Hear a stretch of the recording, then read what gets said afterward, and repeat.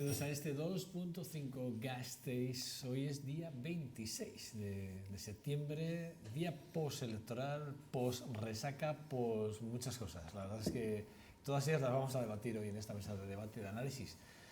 Vamos a analizar los datos, qué ha pasado, qué pasó ayer, esos resultados que para unos son excelentes, evidentemente, como es el Partido Nacionalista Vasco, y para otros, evidentemente, son números para analizar, números para sentarse, hablar y ver si hay que ir para un lado o para otro o hacer un análisis crítico. Y no lo digo por el Partido Socialista, lo digo por algún otro partido.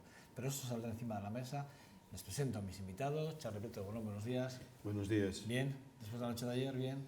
Bueno, no es el resultado esperado, no es el resultado deseado, es un mal resultado comparado con el anterior, pero desde luego tenemos un enorme agradecimiento a quienes nos han votado y vamos a hacer valer ese voto con eficacia y con utilidad.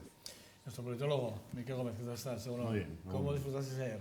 Porque sé que disfrutaste, te leía por las redes sociales y te vi disfrutando. Disfruté en la radio haciendo un especial de noche y ahí es como me lo pasé. Y el día, Bien. un día tranquilito hasta que fui a votar, que fue en torno a las 6 de la tarde. Tú eres de los tardíos también, ¿eh? ¿Eh? Tú eres de los Sí, tardíos, ¿eh? en esta ocasión sí, otras veces madrugo más, pero en esta ocasión dije, voy de tarde. Bueno, pues Javier te diría que nos ha venido regalando globos a todos los que estamos aquí en la mesa. Claro. Nos ha venido regalando globos a todos los que estamos aquí. Restos del merchandising de campaña, no tenía, pero mira la chaqueta, he visto que tenía globos y digo, pues voy a Te obsequiarles. hemos preguntado a todos, ¿qué tal la resaca? Te hemos preguntado cuando nos entramos. Bien, muy bien, muy contentos y ahora esperanzados y ya empezando a trabajar, ya con esta tertulia empezando ya a trabajar y a comentar lo que ha pasado, pero satisfechos del trabajo hecho y satisfechos de que Urkullu y el gobierno vasco en los últimos 4 años pues se ve que conjuntamente con la campaña que se diseñó desde el PNV pues ha tenido un efecto. Y efectivamente, y además también, como no, agradecidos a todos los que nos han votado, ¿no? Hemos superado nuestras propias expectativas. El Lehendakari había dicho por activa y por pasiva que para él el suelo era 24, que teníamos 24 más 3 que habían sido los restos, y nos hemos llegado a 29, que es casi histórico. Entonces, como no voy a decir que estoy satisfecho, estoy satisfechísimo del resultado y ahora ya a trabajar. Voy a empezar por ti, Charly. ¿Esperabas este resultado así, tal y como ayer? Es decir, cuando empezamos a ver los primeros números, prácticamente yo creo que eran casi el 40% los primeros números que salían, o 30 y pocos por ciento, que ya atisbaban un poco por dónde podían ir. ¿Esperabais ese resultado realmente o no lo esperabais? Yo ahí tengo una visión muy personal, porque bueno, lo que espera cada uno, lo que desea, puede ser diferente, ¿no? Yo desde luego no lo esperaba, y no lo esperaba probablemente por una razón subjetiva, que es que no lo deseaba. Yo creo que nuestro resultado obedece a dos circunstancias. Por un lado, en el Parlamento Vasco era el único lugar de las instituciones vascas que todavía no se había conformado el nuevo panorama político, el nuevo mapa, con sobre todo la presencia de Podemos, aunque pudiera haber también alguna pequeña expectativa en relación a Ciudadanos. Faltaba eso, sabíamos de antemano, y yo lo había dicho incluso públicamente, que Podemos fundamentalmente nos iba a afectar a nosotros, nos iba a tocar a parte de nuestro electorado, como así ha venido siendo. Si uno analiza las últimas referencias de Podemos, que son las únicas que hay, ve que en las elecciones generales el resultado fue infinitamente mejor que el que tienen ahora, por lo tanto no sabíamos en qué cuantía podía entrar, pero razonablemente iba a ser con una fuerza importante. Lo ha hecho con menos de lo que podían ser las expectativas, pero bueno, pues sabíamos que esto nos afectaba a nosotros. Yo creo que esa es la razón principal para conformar este nuevo puzzle parlamentario, pero yo creo que hay una segunda razón que nos ha llevado a este resultado, y por eso empezó diciendo que yo no espero lo que no deseo.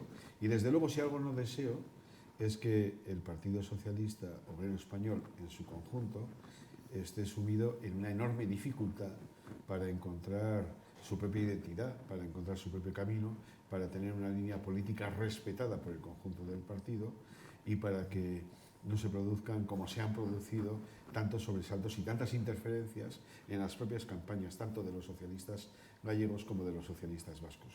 Es muy incómodo, es muy difícil y a veces muy incomprensible y muy difícil de explicar que tú estés en una campaña tratando de movilizar el voto y compañeros de tu propio partido estén haciendo declaraciones que tienen un eco, una repercusión tremenda, y además que saben que tienen ese eco y esa repercusión tremenda, y estén devaluando la propia personalidad y la propia línea de actuación política del propio partido. Es muy complicado hacer una campaña en esas circunstancias, y yo creo que este es un elemento que ha influido mucho, sobre todo, no en la primera razón, que es la entrada de Podemos, sino en la movilización del voto, que sería la segunda razón, y del voto socialista, obviamente. Está claro que habéis arrastrado las consecuencias de la no gobernanza del Estado español y sobre todo de la crisis interna a la que estáis sumidos. Sí, si uno coge los resultados electorales del Partido Socialista de todas las elecciones que ha habido desde la democracia y las coloca en una pizarra, verá que cuando al PSOE le va bien, al PS le va bien, y cuando al PSOE no le va bien, lo mismo. Y en este momento no nos está yendo bien. Miquel, ¿cómo analizas? Porque la verdad es que hay muchos datos que son para analizar. Es decir, porque Sí. lo decía la Charlie Brito, de alguna forma sí que es verdad que veíamos a un Podemos muy fuertes ese 25 de junio, lo veíamos muy fuerte, de hecho había ganado prácticamente en todo el territorio de todo el País Vasco. Efectivamente, la madurez, ayer también el Cuyo Íñigo Lehendakari decía lo mismo, ¿no? De alguna forma, ¿no? Que la madurez del País Vasco hace que sepa distinguir muy claramente, ¿no? Cuando se vota al ayuntamiento, cuando se vota al autonómico y cuando se vota al Estado. Pero la verdad es que tampoco es un buen resultado el que tiene Podemos. Desde luego. No, para nada.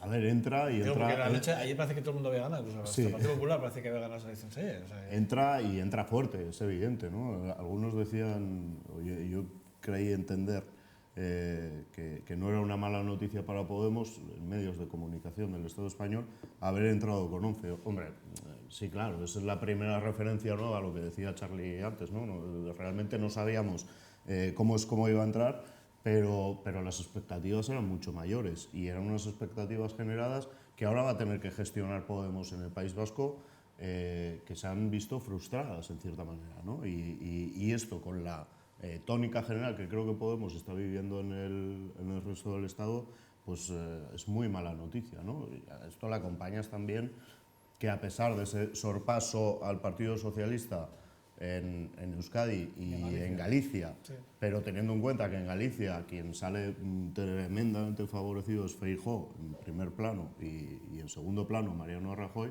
pues el efecto Podemos vamos a saltar los cielos se queda muy desinflado y muy diluido.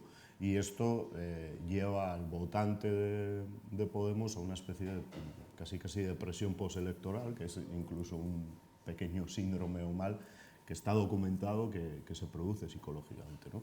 Y el desafío que va a tener Podemos ahora mismo es levantar ese estado de ánimo que seguramente se venga abajo y que no puede generarle muchos problemas, también teniendo en cuenta que para mí sí hay una guerra abierta o una batalla abierta entre dos caras muy diferentes de Podemos en el Estado español, como puede ser Pablo Iglesias o como son Pablo Iglesias y Errejón, ¿no? Ahí va a ser curiosa en Madrid cómo va a estar el debate en ese sentido en Podemos también. Vamos a hablar de Madrid porque ahora hablamos toda la Cámara, Miquel y yo, que probablemente el que menos esté interesado ahora mismo de que no haya elecciones será probablemente Mariano Rajoy, después de lo visto en el País Vasco, probablemente. Y Luis Javier te diría, ¿qué te iba a decir yo? 29, en algún momento se piensa en gobernar con esa minoría, con acuerdos puntuales, porque claro, tenéis nuevas por todos lados, con cualquiera puedes gobernar. Bueno. Podría ser, ¿no? Es decir, ¿no? nosotros vamos a pensar, desde ayer a la noche podemos pensar que podemos gobernar solos. Hemos gobernado con 27, es cierto que con un pacto de estabilidad con el Partido Socialista, que eso nos permitía, pero cada jueves y cada viernes de pleno del Parlamento había un juego, digamos, poliédrico, unas veces con uno, con otro. Ha sido entretenido, pero de alguna manera más cansino. Pero A partir de ahora podemos elegir, efectivamente, pero ya dijo ayer Antonio Ortúzar, hoy empieza el EBB, se reúne y empezará a establecer reuniones con todos los demás partidos. Todos y cada uno de ellos pueden sumar una mayoría con el Partido Nacionalista Vasco. Pero bueno, en cualquier caso, también en estos momentos tenemos unos pactos con el Partido Socialista en las 3 diputaciones y en los ayuntamientos de capital, que también supongo que formarán parte de lo que negocie el Euskadi Burubacha. Y luego hay 1000 fórmulas de pacto. Puedes hacer un pacto de legislatura, puedes hacer un gobierno de coalición, puedes hacer 1000 historias. Y eso... Se habla mucho de un gobierno de coalición, ¿eh? Bien, puede ser. A ver, han pasado ni 12 horas desde que sabemos los resultados definitivos y uno no puede establecer porque efectivamente creo que lo que le corresponde al Partido Nacionalista Vasco en estos momentos es sentarse con todos y cada uno, escuchar. Y el Partido Nacionalista Vasco, que ha sacado 29, además ha salido con un programa que hemos estado explicando por activa y por pasiva estos 15 días, con una serie de cuestiones. Dice, bueno, el 100% de las cuestiones con 29 de 75 tampoco necesariamente tienes que sacarlas. Pero, hombre, un porcentaje muy elevado parece que sí, que tiene una lógica. Y, por tanto, nosotros nos comprometemos a intentar sacar eso. Y, por tanto, tenemos que sentarnos con los demás de quién nos acompaña con este programa. ¿Vale? Y a partir de ahí, supongo que además va a ser, yo intuyo que va a ser muy rápido, o sea, muy rápido, en los plazos que a veces tiene la política en estas cosas. No va a ser tan rápido como lo va a hacer Feijóo, que no tiene que sentarse con nadie en Galicia y mañana mismo puede ya conformar el Parlamento y tomar posesión de presidente, pero yo calculo que los ritmos van a ser mucho más rápidos y además creo que hay que, lo mismo que hemos intentado decir que las elecciones de aquí no tenían que ver nada con las elecciones de Madrid, a pesar de que los líderes nacionales de los otros partidos cada vez que venían aquí no hablaban de lo nuestro, sino hablaban de lo suyo. Creo que sí que podemos dar una lección de decir cómo se puede conformar algo rápido, sin ningún bloqueo, sin ninguna línea roja. Pero bueno, empieza hoy la segunda fase de esto, ya hay unos resultados y a partir de ahora hay que sumar o ver cómo funcionamos, pero se sabrá muy pronto el ritmo de trabajo que se va a establecer. ¿Esperabais el resultado del Partido Popular? Porque sí que es verdad que el Partido Popular de alguna forma el Partido Popular se esperaba tener un resultado bastante peor que el que ha tenido realmente, solo ha perdido un escaño y 20 y tantos mil votos, 20 y algunos mil votos. Realmente, es decir, sí, se esperaba... yo creo que al final también jugamos mucho con las expectativas. Yo el mayor miedo, y gente del PNV ayer a la mañana, el mayor miedo que teníamos es las encuestas nos están dando 27, 28, como saquemos 25, que es un gran resultado, habiendo un partido más en juego y habiendo estado en el gobierno con 27, va a parecer que hemos fracasado. El PP le estaban dando 8, ha salido 9 y parece que ha triunfado. Podemos, que le daban 15, 16, ha sacado 11 y la expectativa ha fracasado. Podemos ha fracasado más realmente, porque Podemos venía del 28 de junio de haber arrasado y de un discurso de decir nos presentamos para desalojar el nacionalismo del gobierno vasco. Pues mira, ahí tienes el recado, porque ahora se ha acabado la juerga, es decir, los partidos que viven muy a gusto en las redes sociales y en las campañas electorales, cuando se acaban las campañas electorales y las redes sociales, hay que empezar a trabajar.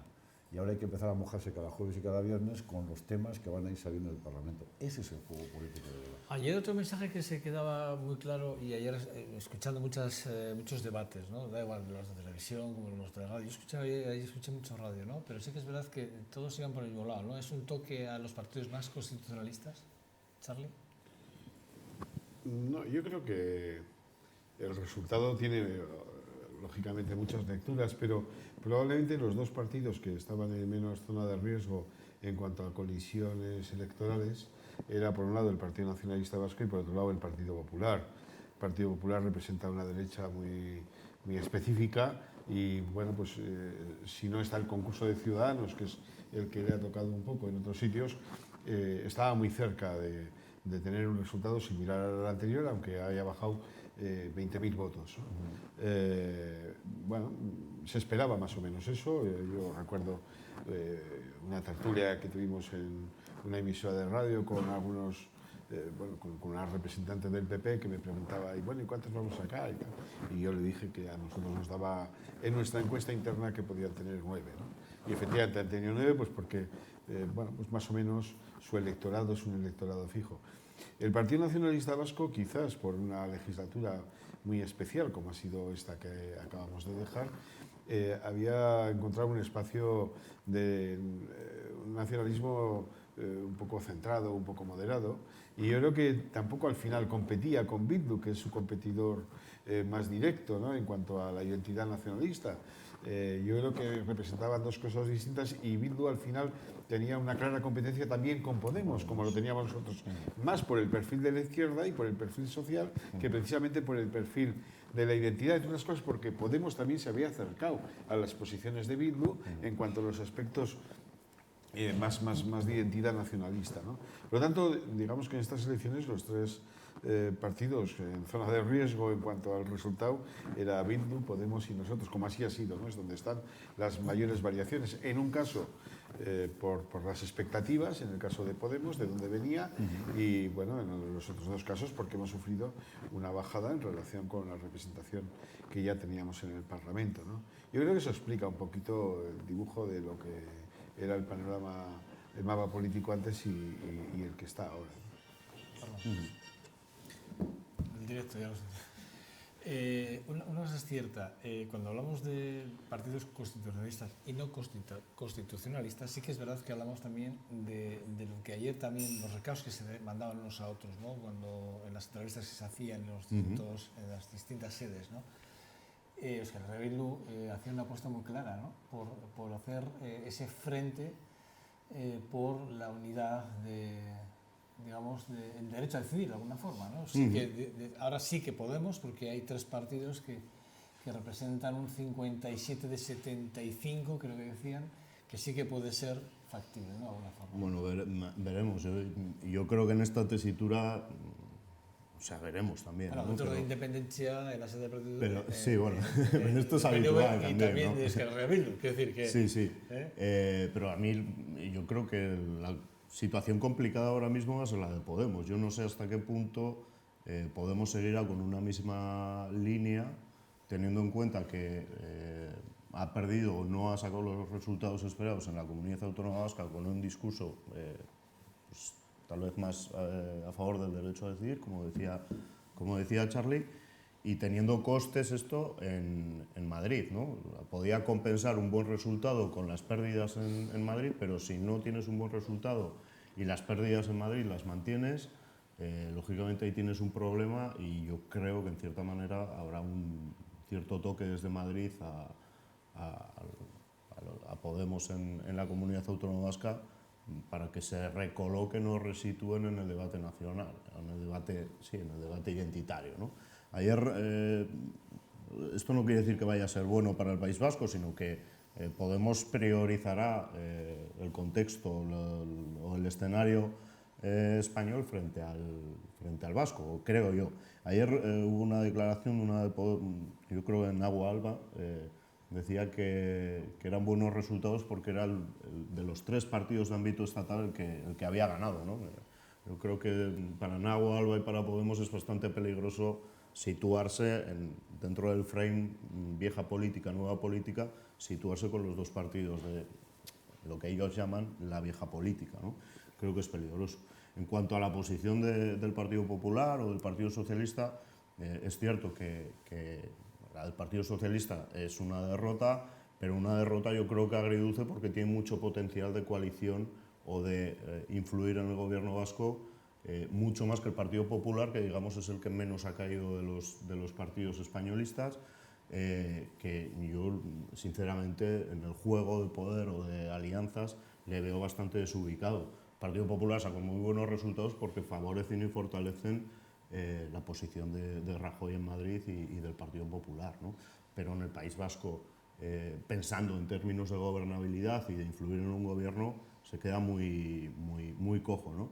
Y luego en cuanto a las posiciones, lo que decías del derecho a decidir, como ya veremos, yo creo que ahora mismo tampoco es que estemos en ese escenario, más que nada sobre todo porque el Partido Nacionalista Vasco no va a empezar una vía unilateral como la ha podido empezar Convergencia y Unión en Cataluña, y visto que el Estado español no te va a entrar a un diálogo abierto por el derecho a decidir, otra cosa es reforma de estatuto, que eso pues ya se verá. Pues yo creo que esa vía está cerrada en gran medida y que se va a tener que afrontar un modelo de relación en el Parlamento con una oposición bastante fuerte, que yo creo que ha de tener Bildu interpretar que su posición es la de líder de la oposición, que pueda acompañarse incluso de Podemos en algunas cuestiones sociales, pero hacer otros 4 años, O sea, política como en el gobierno vasco, a pesar de que el PNV no tenga pero no, mayoría, pero no en el ámbito identitario, sino más en el ideológico, ¿no? Y teniendo en cuenta que a EH Bildu, a pesar de haber salvado la papeleta, tenemos que recordar que EH Bildu nació con vocación de gobernar y en cierta manera se ha alejado un poquito de ese escenario, y yo creo que para mí sería un error que EH Bildu le regalase otros 4 años de tranquilidad en la gobernanza o en la gobernabilidad al PNV. Sí, pero eso puede afectar, por ejemplo, digo, podría afectar, esto que está haciendo Mikel en el Ayuntamiento, por ejemplo, de Vitoria-Gasteiz, donde un acuerdo, por ejemplo, Euskal Herria Bildu es fundamental, ahora mismo para Gorka Hurtado. Bueno, En el caso de que, digo, se transversal esa forma de todo, negociar pero, en esa bueno, minoría. todo depende de la estrategia que establezca Bildu. Yo creo que H. Bildu, aparte que es un conglomerado también más complejo, es decir, Sí, está claro. no es solo Sortu, aunque mayoritariamente es Sortu, pero tiene gente alternativa, gente de EA, gente de Aralar, aunque ya ha filtrado mucho y en el Parlamento, en el grupo parlamentario, ya la mayoría de Sortu es aplastante, pero depende de la estrategia que establezcan. Ellos pueden establecer ya directamente el frentismo con el PNV, que no sé yo si tampoco es lo que les va a ir bien. Es decir, ellos tendrán que valorar en la medida en que puedan entrar o no. Otra cosa es la insistencia que ha tenido Arnaldo Otegi a lo largo de toda la campaña de buscar una coalición por el derecho a decidir, como si eso fuera lo relevante. Es decir, el PNV lo tiene puesto ahí también, pero no ha insistido en toda la campaña que la prioridad es tener a los ciudadanos en mejoras de situación laboral, económica, hacer crecer económicamente el país. Y al mismo tiempo tenemos que avanzar hacia crear estructuras de Estado, pero evidentemente hay que hacerlo con una población en una situación económica mejorada, reduciendo las tasas de desempleo, que se ha insistido hasta la saciedad. Entonces, se puede caminar en paralelo. La sensación es que Bildu, o al menos en la voz de Arnaldo Otegi, yo ahora quiero ver el Bildu sin el Arnaldo Otegi, sino con las nuevas gentes que han entrado, qué discurso va a establecer en el Parlamento. Pero bueno, si van buscando el frentismo que pueda afectar a otras situaciones como la del Ayuntamiento de Gasteiz, sí, pero ¿en qué situación dejas? Es decir, ¿a dónde le llevaría eso el Ayuntamiento de Gasteiz? ¿Otra vez a un avance de Maroto y del Partido Popular? Pues no creo que sea lo que ellos vayan buscando, pero bueno, todo puede ser. Pero creo que en la marcha del propio Parlamento se van a temperar muchas cosas y nos vamos a aclarar de cómo funcionan realmente en el día a día tanto Podemos como Bildu en estas cosas. Charlie, un dato que a mí me llama la atención. Quiero decir, sí que es verdad que mirando hacia España, cómo puede influir este resultado en España, en breves días, creo que para el día 1 está prevista la ejecutiva en Madrid. Comité Federal. El Comité Federal, perdón. Sí que es verdad, de alguna forma, ¿qué esperáis de ese Comité Federal después de estos resultados? ¿Qué creéis que puede pasar en ese Comité Federal? Bueno, nosotros solemos tener la crónica anunciada, recordando al famoso escritor, ¿no? Autor de ese libro. Entonces, como todos nos hacen la crónica de antemano y nos dicen lo que va a pasar, pues aparentemente lo que va a pasar es que siga habiendo una disputa dentro del Partido Socialista Obrero Español por saber si la línea de conducta política tiene que ser la de tener una clara identidad de izquierdas frente al partido mayoritario, que es el Partido Popular y que es un partido de derechas, o si aquel pragmatismo del que se ha hecho gala muchas veces en el socialismo clásico, de facilitar el funcionamiento institucional, se impone, ¿no? Que es el planteamiento de la abstención que hacen aquellos que están en una posición, digamos, que denominada crítica. En estos momentos el Partido Socialista, digamos, que está recorrido por dos líneas políticas que están francamente enfrentadas. Pedro Sánchez quiere que el Partido Socialista sea un partido claramente de izquierda, que sea un partido claramente alternativa al Partido Popular, que sea un partido al que se le juzgue por su política y no por una convivencia o connivencia con el Partido Popular, y hay otro sector pues que digamos está más anclado en esas posiciones políticas clásicas de otros tiempos, en los que lo importante es la gobernabilidad, lo importante es que las instituciones funcionen, que haya gobierno, más allá de cuál vaya a ser la política que se haga. Y bueno, pues ahí están las personas que más se han destacado, incluso en campaña electoral, por ir diciendo, ¿no? Yo creo que este va a ser el choque, y entonces el problema es cómo se gestiona ese choque, porque ese choque ya viene de atrás, ya se conoce cuáles son las posiciones de unos y otros, se va a mantener, pero tiene que tener un desenlace, porque en la política al final tiene que haber una gestión de los postulados políticos, ¿no? Y este va a ser el problema. Se especula con la posibilidad de que Pedro Sánchez pueda jugárselo todo ya a una carta y decir, bueno, no puedo seguir en estas circunstancias, necesito más autonomía política para poner en marcha mi proyecto político, y en este caso pues necesito un congreso y necesito que la mayoría del partido avale esa posición política. Esa puede ser una salida. Yo no veo que pueda haber una conciliación entre las dos posiciones, es decir, o hay un no a la derecha, que es donde estamos en estos momentos bajo la representación de Pedro Sánchez, o hay una política de abstención. Parece que esa parte de la abstención a su vez tiene mucha complicación para salir adelante, porque yo creo que Pedro Sánchez ha conseguido devolver el orgullo a la inmensa mayoría de los socialistas en esa posición política socialista, socialdemócrata, de izquierdas, y esto quienes son denominados críticos tienen mucho temor a que les pueda pasar una fractura, a que sea muy difícil ganar a Pedro Sánchez con esa posición política. Por eso, claro, está todo abierto, ¿no? Por un lado es muy difícil conciliar, por otro lado es necesario clarificar. No sé con claridad qué es lo que va a ocurrir. Permíteme que te haga una pregunta. ¿Viste las declaraciones de Ibarra en la televisión? Sí. Tu opinión personal, ¿qué opinas de esas declaraciones? De esa pequeña entrevista. Sí, yo opino lo que he opinado siempre, y es que aquellas personas que con su propia valía, pero con el impulso de todo un partido, han llegado a ser importantes en este país y han tenido reconocimiento, si cuando ya no están y les toca a otros, no tienen la generosidad, la humildad y el compañerismo para saber sumar y no para tratar de restar, si les puede más el ego que el trabajo colectivo, yo creo que tienen un problema de soberbia que se deberían de mirar. Tremendo, pero es verdad. No, lo comparto porque sí que es verdad que estamos viendo cómo hay ciertos varones que se atreven ahora desde las barreras, ¿no? Desde atrás, después de tener efectivamente todo un apoyo de un partido detrás, que tú lo has explicado muy bien. No, ahora es perdona fácil, un ¿no? inciso. Ibarra, Felipe González, Sí. Alfonso Guerra, en fin, cualquier personaje importante, histórico de este partido y fundamental en este país, tendría que tener tanto agradecimiento al partido que le ha dado ese apoyo incondicional y esa plataforma, incluso aún en momentos en los que no se ha estado muy de acuerdo con la política que estaban defendiendo, que su única obligación en la vida debiera ser devolver ese apoyo y esa generosidad a quienes están ahora. Ciudadanos no entra en el Parlamento gallego ni en el Parlamento vasco. Es decir, sí que es una formación que, Miquel, debería hacérselo mirar, ¿o no? ¿O realmente ellos sabían a qué jugaban? Lo que sí que es cierto es que los 20.000 votos que pierde el Partido Popular de alguna forma son los 21.000 que vienen a coger aquí los votos de Ciudadanos. Sí, a ver, Ciudadanos tiene un problema en estas dos comunidades.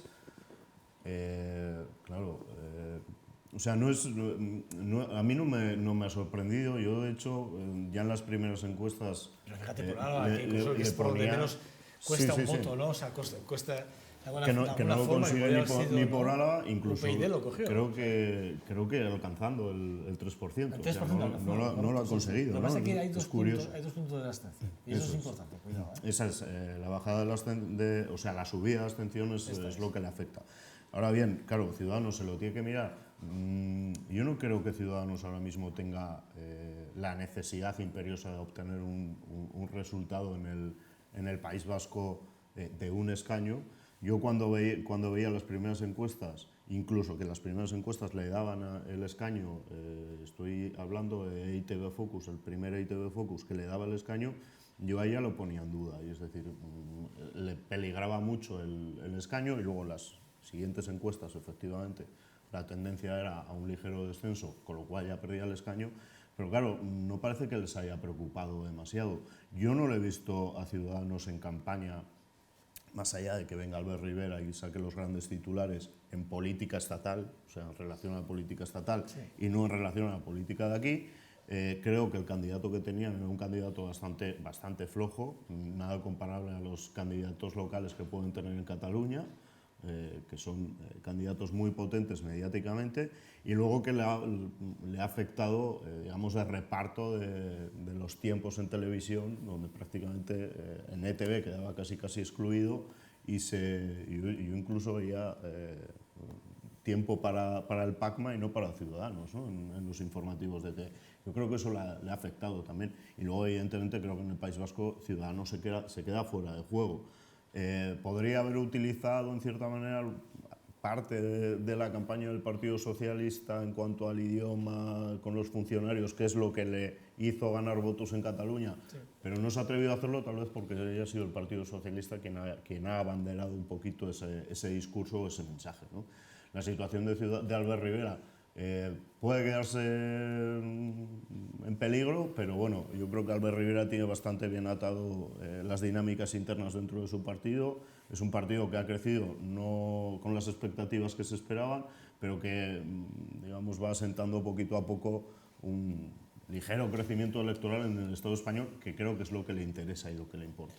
El dato de Vizcaya, de esos 80 votos al 100% escrutado, evidentemente, hay 80 votos todavía que se pueden inclinar a favor de Bildu o a favor del Partido Nacionalista. O sea, ese 22-28. Todavía falta escrutar esos datos de voto extranjero, pero sí que es verdad que ayer Íñigo Urkullu, creo que al final fue Antonio Ortúzar el que dijo bueno, que hay cierto miedo porque sí que habían hablado con México y algunos países donde hay sedes donde hay bachoquis, y que sí que es verdad que hay mucha gente que no ha podido votar porque les ha llegado tarde la papeleta. Sí, ¿Podría todavía ese escaño moverse o no? Yo creo que no, pero bueno.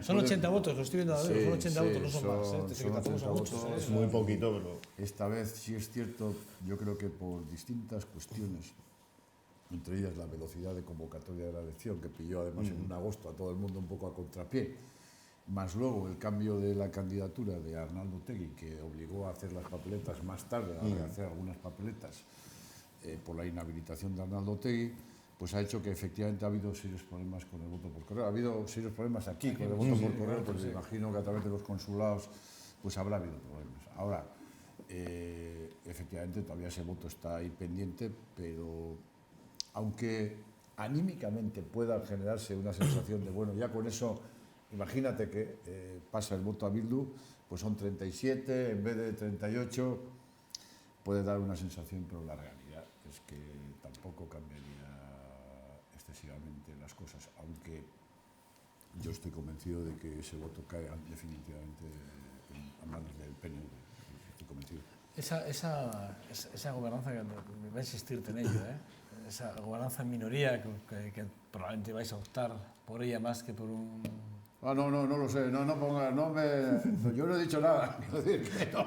Pero sí has dicho una cosa que es muy interesante. Has dejado ahí un mensaje encima de la mesa, has dejado un mensaje, por lo menos un titular, ¿no? Si me permites, y es el de, hombre, con el Partido Socialista estamos gobernando, tenemos acuerdos transversales muy importantes, de hecho hemos tenido una legislatura tranquila con el Partido Socialista. Sí. Es probablemente digamos, la novia que más... es con la que ahora es con la que tenemos acuerdos institucionales serios en este país, las 3 diputaciones y los 3 ayuntamientos de capital, y es con quien hemos tenido un acuerdo a lo largo de la legislatura que nos ha permitido, independientemente de ese acuerdo, digamos, de materia económica y de empleo de la legislatura pasada, que nos permitía solventar el escollo que siempre es el más potente de los presupuestos en cada año, pues bueno, luego tejíamos de una manera más, como te he dicho, poliédrica con el resto de partidos, unas leyes por aquí y otras leyes por allá. También es cierto que ocurría que la oposición se ponía de acuerdo y venía con proposiciones de leyes que el gobierno no había propuesto. Es decir, bueno, es un juego más dinámico, pero también en el fondo a veces es más paralizante de algunas cosas. Pero esa es la experiencia de la legislatura pasada con 27. Ahora es una nueva legislatura, con 29, pudiendo pactar con cualquiera del resto de partidos, pero insisto en que lo que va a hacer el Partido Nacionalista Vasco es ver qué ofrecen los demás, pero va a poner los 29 escaños con un programa que el Lehendakari se ha comprometido a intentar cumplir a lo largo de los 4 años y que con 29 escaños debería posibilitar cumplirlo. Fíjate, haciendo cálculos, porque puede pasar, el juego aritmético del que tanto hablamos en España también puede pasar aquí. Quiero decir, puede haber acuerdos entre Euskal Herria Bildu, Podemos, Partido Socialista en muchos momentos en el que sumen 38. Yeah. Puede haber acuerdos muy puntuales en el que, por ejemplo, Euskal Herria Bildu y PNV pues suben los 30 y... Fue la legislatura pasada, exactamente igual que la legislatura pasada. Pero tenemos un... Es más, la legislatura pasada con un drama, que en algunas materias empatábamos a 37 y desempataba UPyD. UPyD, que tenía un parlamentario y que tenía una miseria de votos de este país, tomaba decisiones muy importantes en el Parlamento Vasco. No, es que esa suma no se da, Bueno, es que la suma de Bildu, Podemos y Partido Socialista es 37. 37. Sí, ahí decidiría, 37, ahí puede sí. decidir el PP. El PP. Sí, perfectamente. No, es que es donde iba a ir. Quiere decir que la suma de los tres son 37 contra 29, pero pues, efectivamente puede sumarse. Pero es que el Depende juego... en qué materia estemos hablando. Ya te digo que en la legislatura pasada, Charlie lo sabrá, temas muy serios los desempataba UPyD. Muy serios. O sea que... Pero tenemos un actor nuevo, que no es UPyD, que tenía Podemos. ¿Qué es Podemos? Claro.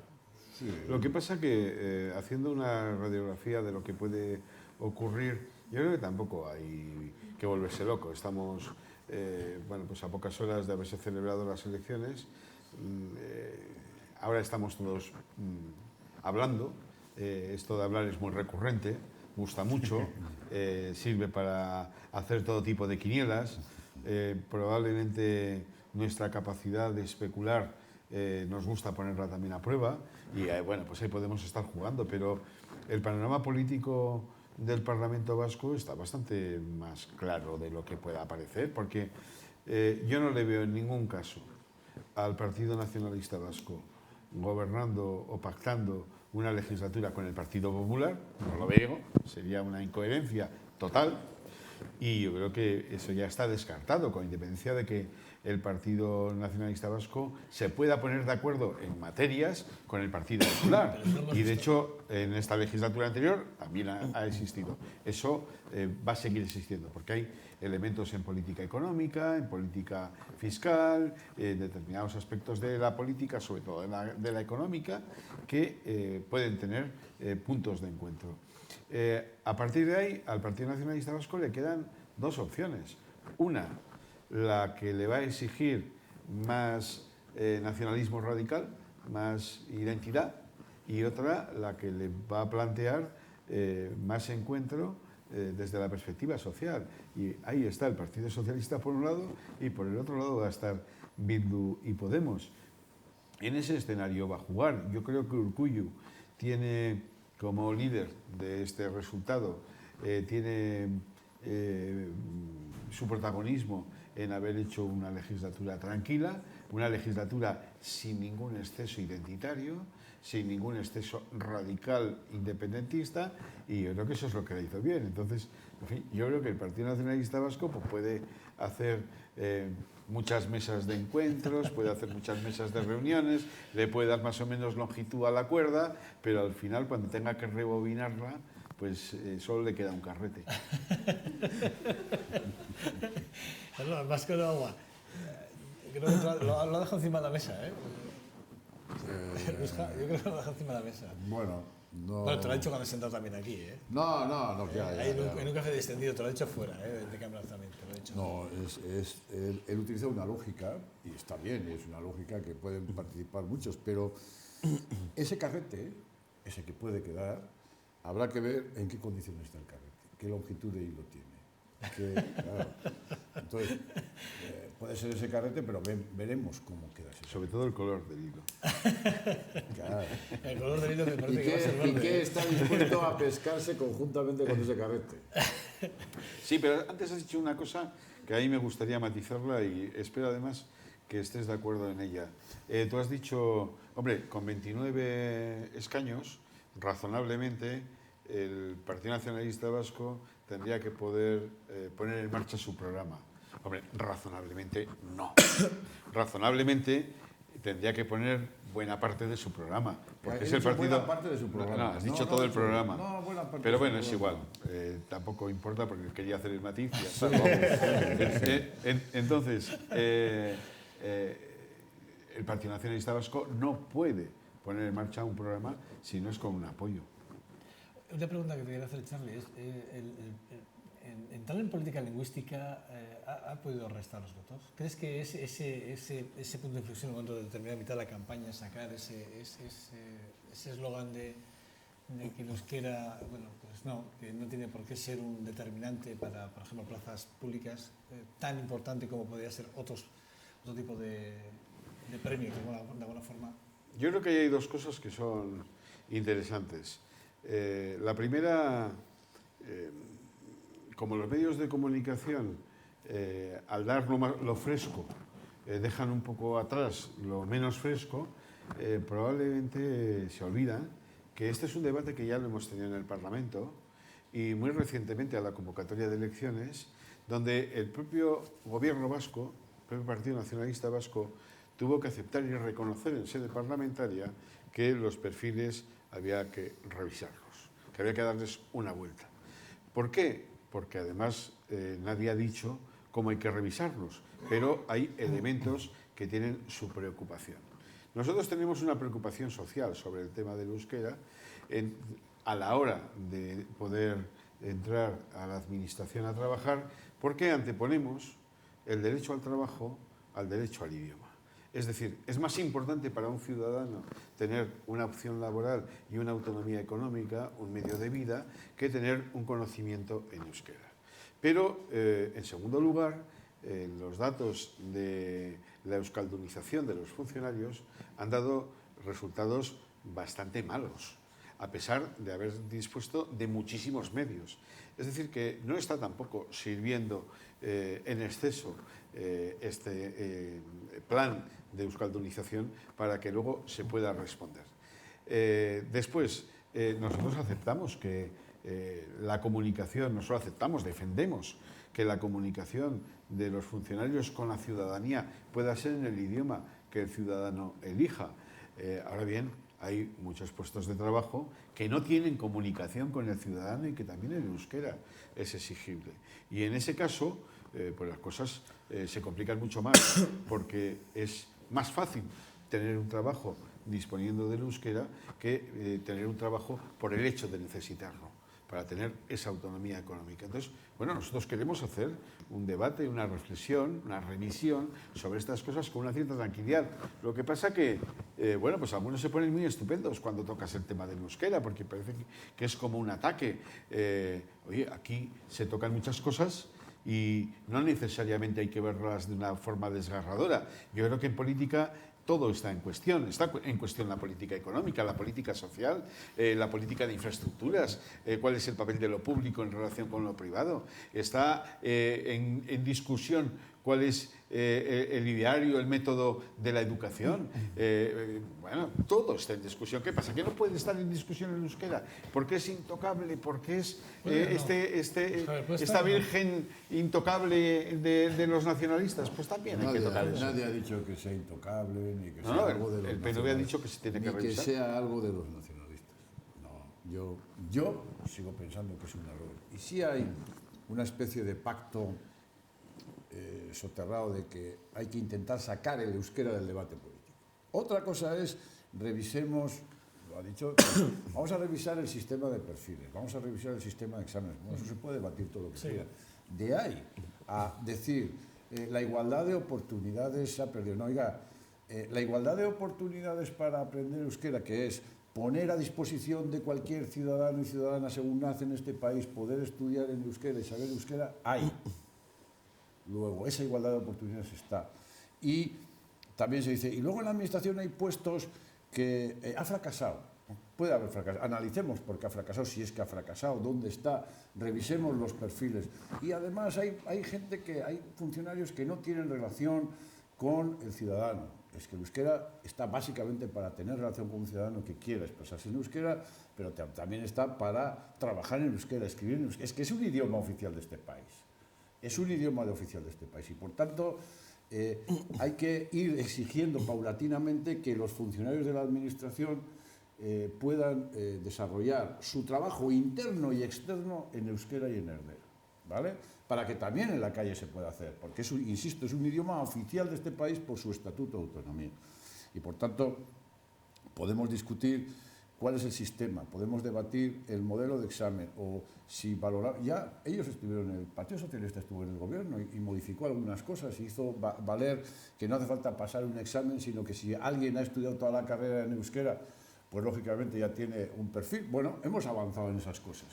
Pero si ha estudiado toda la carrera en euskera y da ese perfil, pues lo lógico es que pueda estar en la administración. Ahora, de ahí a sacarlo al debate electoral porque han encontrado un nicho electoral, son libres de hacerlo. Ahora, creo que no es lo mejor para el euskera. No, solo voy a dar un dato para acompañar lo que he dicho antes.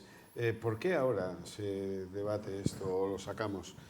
Porque estamos en vísperas de tener que reponer prácticamente la mitad de los puestos de trabajo que hoy hay en la administración del País Vasco.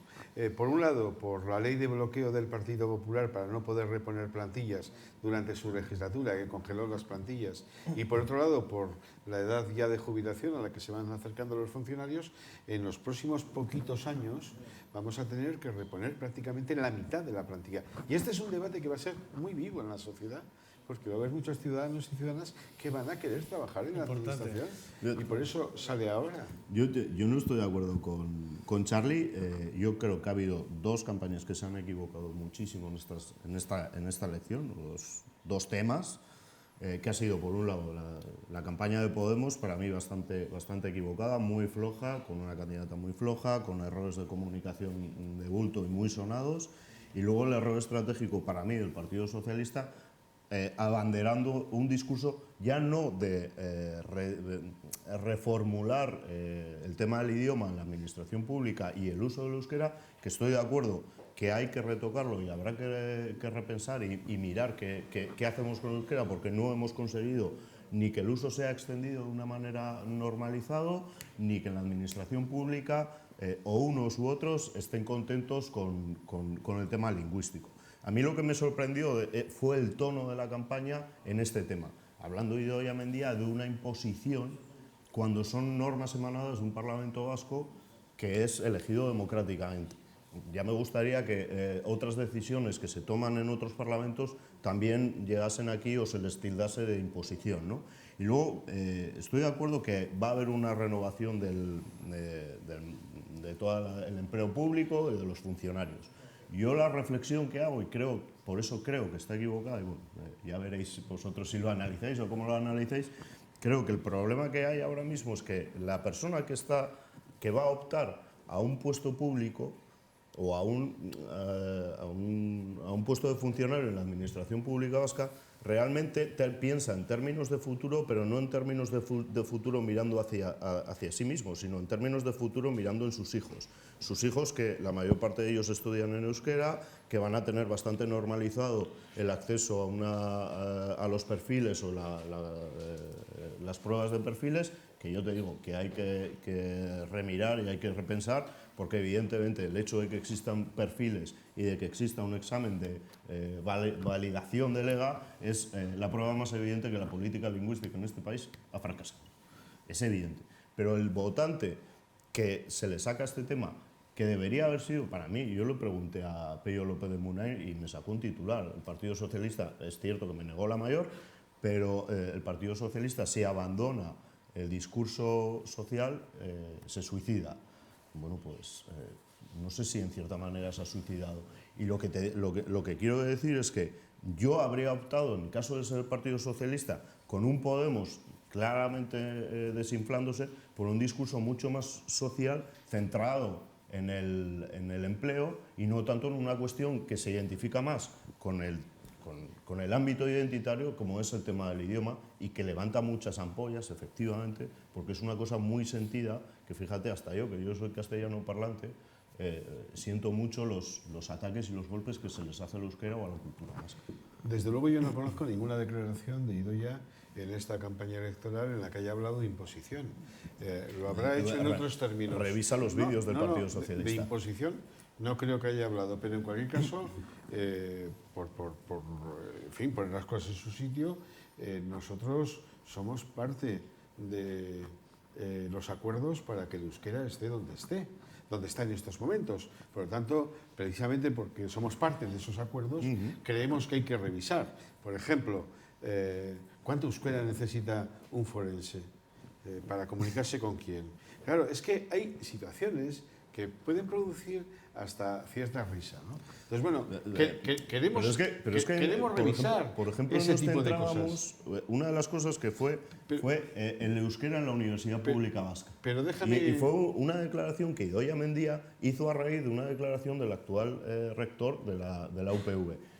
Hombre, si en la Universidad Pública Vasca no es necesario el uso del euskera, pues yo ya no sé dónde va a ser necesario. Pero déjame que diga una cosa, un poco tangencial que la has planteado tú. No ha estado bien escogido el tema de campaña y hubiera sido mejor escoger el empleo. Yo estoy tan de acuerdo contigo con que para nosotros lo mejor hubiera sido escoger el empleo y las políticas sociales, que vamos, al 100% de acuerdo. ¿Sabes cuál es el único problema? No tiene un titular de prensa eso. ¿Sabes cuál es el único problema? Te quedas fuera de la campaña. ¿Sabes lo que te piden los periodistas? Sensacionalismo. ¿Sabes dónde tienes que buscar? Ahí, en el sensacionalismo, salvo que tengas los medios económicos y la influencia política en los medios de comunicación para que te saquen. En ese caso, es decir, si tienes el control de la ITV, tienes garantizada la ITV. Si no la tienes, como nos ocurre a nosotros, no lo tienes. Si tienes cierto control o influencia en los medios privados, ahí sales. Nosotros, últimamente, en los medios privados solo salimos para darnos, o sea, para nuestros líos y para nuestros problemas. En parte porque los provocamos, pero para esto.